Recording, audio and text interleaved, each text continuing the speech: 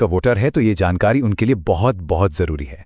चुनाव आयोग ने सिर नाम का एक नया अभियान शुरू किया है जो सीधे तौर पर वोट देने के अधिकार से जुड़ा हुआ है। चलिए इसे जरा समझते हैं। देखिए, ये अभियान 2 फेज में होगा। पहला फेज 4 नवंबर 2025 से शुरू होगा, जिसमें बूथ लेवल ऑफिसर्स यानी BLOs घर घर आकर वोटर्स की जानकारी को वेरीफाई करेंगे। अब इस पूरी प्रक्रिया का जो आधार है वो बहुत सरल है।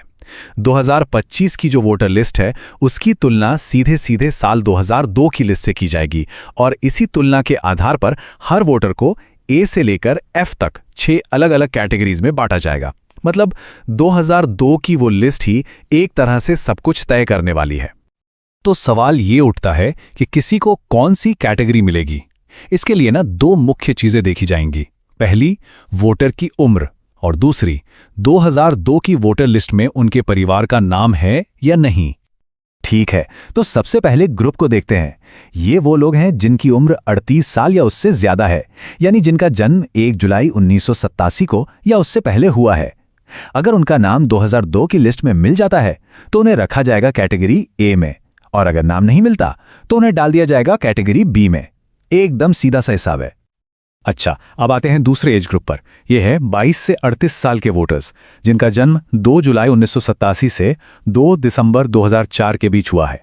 अगर इनके माता या पिता दोनों में से किसी एक का भी नाम 2002 की सूची में है तो उन्हें मिलेगी कैटेगरी C।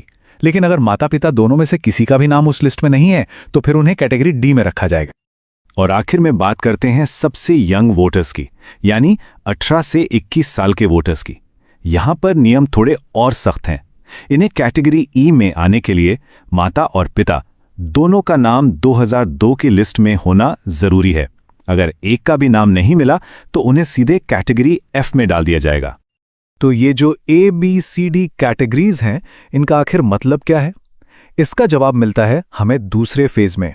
आपकी कैटेगरी ही ये तय करेगी कि आपको अपना वोट देने का अधिकार बनाए रखने के लिए कौन से और कितने डॉक्यूमेंट्स जमा करने पड़ेंगे, और कुछ मामलों में अपना वोट देने का अधिकार बचाने के लिए इतने डॉक्यूमेंट्स तक देने पड़ सकते हैं।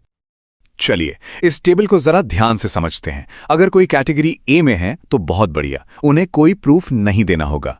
B, C और E कैटेगरी के लोगों को सिर्फ अपना एक प्रूफ देना होगा। लेकिन कैटेगरी D वालों को अपना और अपने माता या पिता में से किसी एक का यानी कुल 2 प्रूफ देने होंगे।